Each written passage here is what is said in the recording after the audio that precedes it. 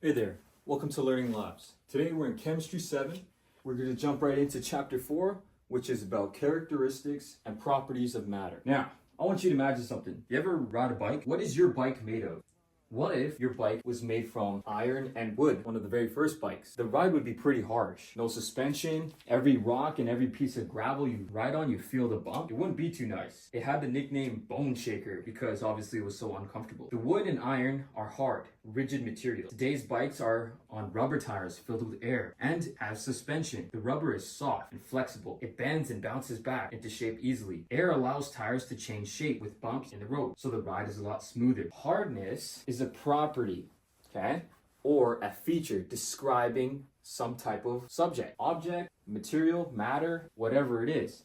Properties of matter are ways of describing its features. Flexibility of the rubber, for example, and the ability to bend easily is a property of rubber. We rely on properties of matter to determine how different materials can help you in different situations. When you say water is wet or gold is shiny, you are describing their properties. So today in chapter 4.1, we're talking about properties of matter and describing their characteristics. It's like having a video game character and describing him to your audience. All right, so everything you see, touch, smell, taste is made of matter. Matter makes up living things and every material object. Chemistry is the study of matter and how it changes, using properties to describe matter. So check out this example here. This is fool's gold. These two materials, they look pretty similar. They share some properties. One is gold and one is pyrite, aka fool's gold, because it looks like gold. Both materials are solid, heavy, and yellow colored. Gold, however, melts at a temperature of 1060 degrees Celsius, and pyrite does not.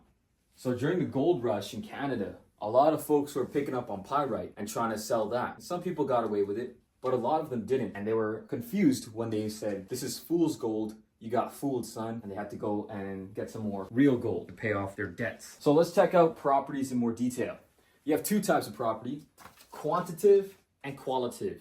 Quantitative describes or measures properties with numerical value. Think quantities as numbers. Qualitative property is describing or measuring properties of matter with words you observe with your senses. The way I like to remember these is quantitative has the N in it. N stands for numerical value. Okay, numbers measuring, very accurate. Qualitative has an L in it for like language arts, where you describe stuff and be creative and stuff like that. So quantitative numbers, qualitative language arts using words. Let's jump into states of matter, a qualitative property, okay? You've probably seen this before. All matter on Earth exists in one of these three states, solid, liquid, or gas. A solid is a form of matter that has a fixed shape. Its shape stays the same unless the solid is acted on by a forceful tool, like breaking ice with a hammer or something like that. Gold is a solid at room temperature. So are rubber and wood. Water is also solid at temperatures below zero. Liquid, on the other hand, is a fluid or flowing form of matter. Liquid has no shape of its own. It takes the shape of its container and forms a surface within its container. Engine oil is liquid at room temperature, and so is water. Finally, we have gas, which is also a fluid form of matter. No shape of its own, takes the shape of its container, and it fills the container completely, not like water or liquid. Gases, therefore, do not form a surface on its container. Air is a gas at room temperatures. So is water vapor or carbon dioxide. Taking a look at these states of matter, you see the red arrow heating and blue arrow cooling. So to get from solid to liquid, you need to add heat to break those bonds, because in the solid, ice is a bunch of atoms and they're frozen like this, and they're holding on to each other to keep warm.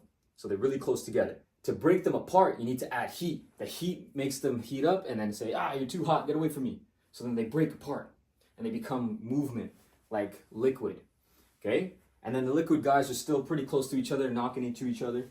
And eventually you add more heat, even more heat, and they say, "Get away from me, you're too close, it's too hot." And boom, you become gas.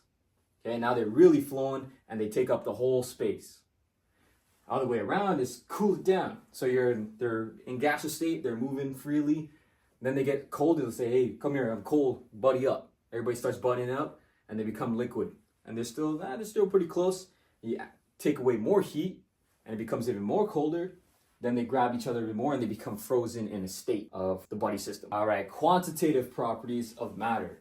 So different types of quantitative measures could be temperature measured in Celsius. That's a way to measure how hot or cold matter is. Or you can do the melting and boiling point for my chemists out there. So this is the point where a piece of matter or material begins to melt or boil. So water boils at 100 degrees Celsius. Here's some other ways of quantitative measurements. We have viscosity. If you think of the way you pour water versus you pouring maple syrup, the maple syrup takes longer to flow. It's more sticky and it flows slower versus water, it flows really fast. That's called viscosity. So if it's more viscous, it's more like honey or syrup. And if it's less viscous, it's fast like water. You have strength, which is ability to resist forces that squeeze or press on it. You have elasticity, which is the ability of material to go back to its original shape after it has been stretched or compressed. You have hardness like diamonds, its ability to resist scratches or being dented permanently. 4.2, measuring matter. So check this out. We just learned about quantitative and qualitative, right? But what if it was like this situation? You have person on the left here and person on the right. So the left says, "You should have seen it. It was so heavy. How heavy was it? And so small. How small was it? Okay, but it was so cold. How cold was it? Well, it was green. Lime green, olive green, forest green, king of green, spruce green, khaki? you see there's a situation occurring here when you're naming qualitative properties. It becomes unclear and not specific. Matter makes up every living thing and material object. Anything that takes up space has mass. Mass, if you did our physics unit, you'll know is the quantity of matter in a solid, liquid, or gas. Volume is the amount of space occupied by an object. So mass and volume will help us when we're talking about quantitative and qualitative properties. Measuring mass. How do you measure mass? Well, you got grams, kilograms, you got milligrams as well. Measuring volume, good to know this one. 1 centimeter cubed is the same as 1 milliliter. Density. What is density? Density is a property that links mass and volume. Density equals mass divided by volume. That's our formula there. Okay, so aluminum, Al, is useful for making objects. It's strong, but less dense than other materials, like iron. A sample of aluminum has a mass of 5.4 grams and has a volume of 2 centimeters cubed. What is its density? So you got to do the math here. You take your mass, 5.4, and you divide it by your volume, 2. You get your answer, 2.7 grams per centimeters cubed. And then you can check it with the density of iron. All right, jumping into 4.3, which is all about changes in matter. So 2 types of changes. This one in chemistry, we call it chemical change and physical change. So let's start with physical on the right here. Physical is a change in which a material changes its shape or state, but keeps its identity. It's a reversible change. The best example I always use is crumpling up a piece of paper. My grade 7 teacher told me that one, never forget it. The chemical change, when you crumple a paper up, the paper is still paper at the end of the day. You can crumple it all you want. You uncrumple, still paper down to its minimal atoms. However, a chemical change is a process in which type of matter changes to produce one or more different types of matter with different identities from those of the original matter. It's non-reversible change.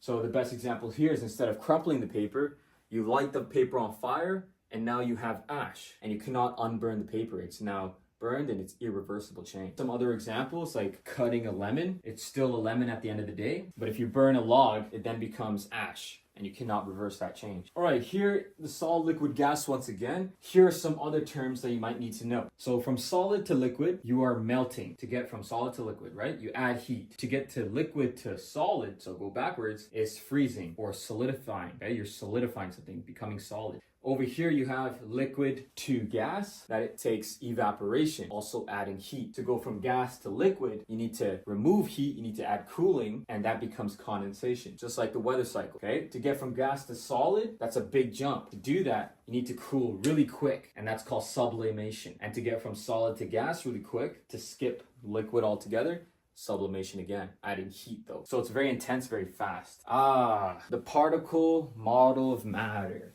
Here's the key points of this model. All matter is made up of particles that are too small to be seen. The particles are always in motion, they vibrate, rotate, and in liquids and gases, they move from place to place. The particles have empty spaces between them. There's a lot of empty space between the particles of gas, and there's little space in a solid. The particles at higher temperature are moving faster than the particles at lower temperature. Each pure substance has its own kind of particle, which is different from the kinds of particles that make up any other substance. Here's some features or properties. Notice the spaces between the particles. In your solid, they're tightly bound, but over here, there's a little bit of space in the liquid between them. And then in gas, there's a bunch of space in between and they fill up the whole space. Chemical properties. So a property of a substance that can be observed only as a substance changes into another substance through a chemical change is called an ability to change its state irreversibly. Several other chemical properties and evidence indicate a chemical change has occurred. So here are some other chemical changes that can occur, like baking soda reacting with acid, the bubbles form when you mix baking soda and vinegar together, or iron corrodes when exposed to water and air,